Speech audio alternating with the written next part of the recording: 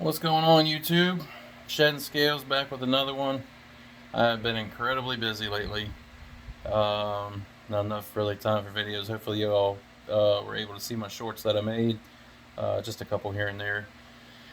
So I'm looking at my tank right now. Let me flip this camera around. Cichlid tank. Um, it's just a 29 gallon. So I have decided that I'm going to that 47 gallon rimless that I have, I'm going to put all these peacocks in there and take the rainbows and the serpes out of that tank and put all these guys in there. So in the process of doing that, I'm also going to be getting white sand for that tank and putting dragonstone in. And in the meantime, I've got to get probably another 40-50 pounds of dragonstone before I can do it the right way. I'm thinking about possibly putting that ship that I currently have in there back in the tank, but I'm not 100% on that. I don't know what that would look like with the dragonstone, or even if I can make that work.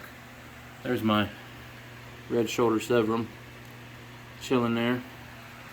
So I just recently cleaned this tank, took all the plants out. I may have done a no-no in a lot of y'all's opinion.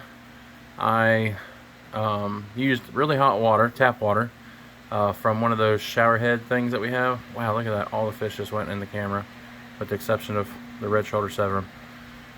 That probably will never happen again. But anyway, I sprayed as much of it off as I could with like the jet thing out of the handheld shower.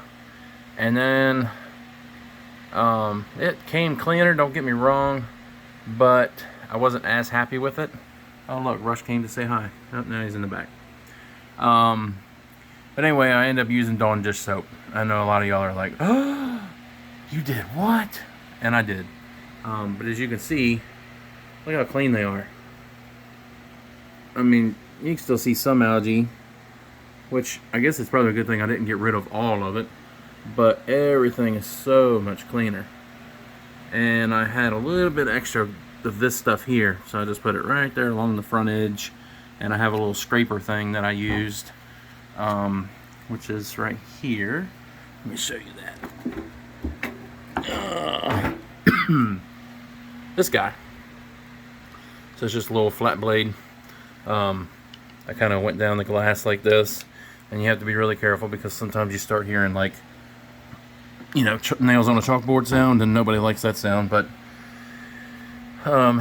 yeah, so I cleaned them with Dawn dish soap, and I made sure I rinsed them off really, really good because I didn't want to take the chance of contaminating my water. I also put this power head in, wave maker in here for the agitation up top, and then you can see back there there's also another one. Now that one doesn't put out near the power this one does here. This one here is just kind of just adding a little bit of flow down at the bottom. Hopefully maybe just to try to keep so much food from settling. Oh, there's the pleco. Can you see him? There he is. That's another thing I'm looking at too. I might get a high fin spotted pleco to put in the 47 with these peacocks, and then of course my albino pleco that I have as well. I really like that guy. And then my striped Raphael catfish will also go in there. And that's probably going to be about the extent of it. These guys here, I'm going to let them grow out and see what kind of colors start popping with them.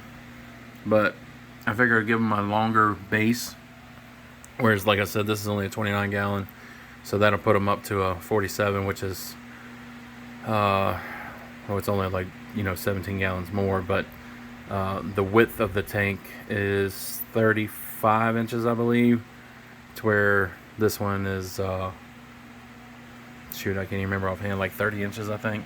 So not much more, but deeper in depth as far as front to back goes, and then of course a little bit longer and not as tall, which really doesn't matter because, well, look where they're all at. are all at the bottom. I have nothing swimming up top. So when I put my rainbows and stuff in here, hopefully they'll utilize the the top of the tank here. And also too, with the 47, I'm going to invest, if you want to call it that, in the current USA wave makers that are adjustable, programmable, all that good stuff. And I'm going to do one in the front left corner here and one in the back right hand corner, for constant water flow, keep the water nice and aerated. I do have a little bit of Java fern, already planning on some driftwood that's also going to be going in the tank, but I haven't completely mapped out all the details yet of what I'm going to do. But I did a little bit of organization down here too, so I've got, let me tell you what, this stuff right here, I'll get a little bit of light here, this right here, this Extreme Aquatic Foods Community Crave, I don't have any fish that doesn't like that stuff. They are killing it. And then in here, this says Tropical Flakes, but that's not what's in it. What's in it is Extreme Cichlid pellets and Vibra-Bites. So when I put that stuff in there, they go crazy over it. And I'll show you here. And then I made a boo-boo when I was cleaning my tank. I had it sitting on a towel on the bathroom floor, and I pulled it out, and my tank was sitting on it, and my lid was sitting on it, and I broke it, as you can tell here. But hey, now I got a nice little feeding hole. So you see that? Yeah, look at them. And let's be honest, these guys are not picky. They'll eat just about anything you give them. I don't think I've dropped anything in this tank that they haven't just devoured.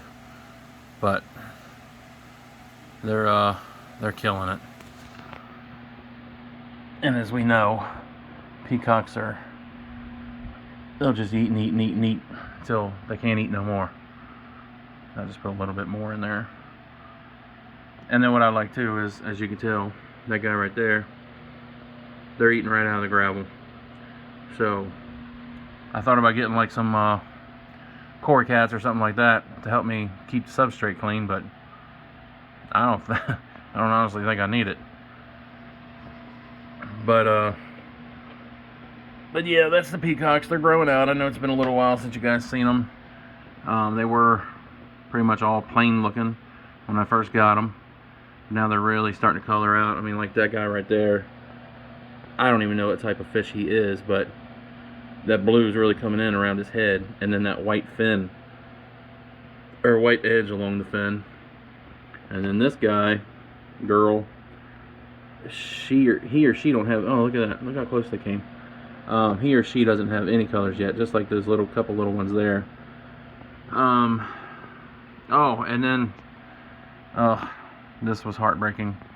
So I had a tank set up downstairs that had about, I don't know, I'd say at least 10.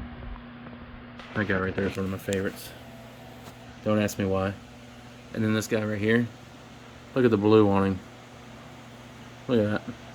He's amazing. I just love these dudes. I hope some of them color. I hope some of them end up being orange. I really hope the orange fades out. Like you can see that one right there. This guy right here. Well, right here. There he is. He may have some orange coming out of him. Anyway, so I was feeding the ones that was downstairs. Pretty much what I had done was I got 39 of them originally. This is what I have left. Not very good, right? Yeah, I'm not very excited about it either. I was feeding the ones downstairs, putting food in there, and I had a bunch of driftwood and rocks and stuff in there, and they tend to obviously want to hide and get behind cover. So I didn't think much of it. And then the last time I fed them, I was like, man, where are they at? So I took everything out of there. Now they were in an open top tote. And I looked all over the floor, all over my bench, none of them on there. There was no fish anywhere as far as ones that, could have possibly jumped out. But anyway, so it has a canister filter on it, and before y'all scream at me, the strainer part of the intake hose was not on it because I don't know where it is. Actually, I take that back. I do know where it is, but I don't have the adapter piece that slides in and out of it, so it won't fit. I assumed that these guys were smart enough and strong enough to stay away from the intake hose and not get sucked up in it. Well, that was my mistake. I took the canister apart, and as soon as I took the top motor off of the canister part itself, I seen stuff that I wasn't really familiar with. It looked like meat. So yeah, they got sucked up in there, and I don't even know how many there was. But like I said, I had 39 of them originally, and these are the ones I have left. So I am treating these like prized possessions. Look at that guy right there. He is, man, he's really coloring up nicely. Look at that. If anybody knows what kind he is, please let me know. And then you got that one right there that has no colors on it whatsoever.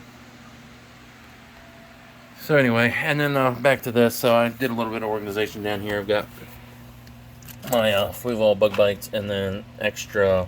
Oh, you guys really can't tell, and I can't turn a light on. I don't think. Hang on. Yeah, I can't turn the light on. Let's see if this helps.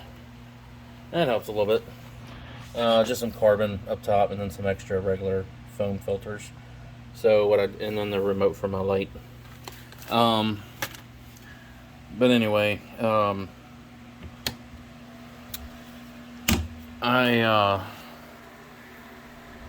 sorry, I lost my train of thought. Yeah, I don't know where I was at. But anyway, so if you guys like this video, please leave me a like and subscribe if you haven't already. I've got more stuff to come, as I've told you some in this video. Also, I've got a little tank downstairs in the kitchen that I want to do a little video on here soon. And then, of course, keep you updated on the 47. And then I do have a surprise down in my basement, but I'm not going to even leak it as of right now, other than to tell you my son and I had a really good time at a lake here in Virginia, and went swimming and did some other things. And that's about all the tip you're going to get. So, thank you guys for watching again. I greatly appreciate it. I hope you have a wonderful evening. And I will see you guys next time. Thanks so much.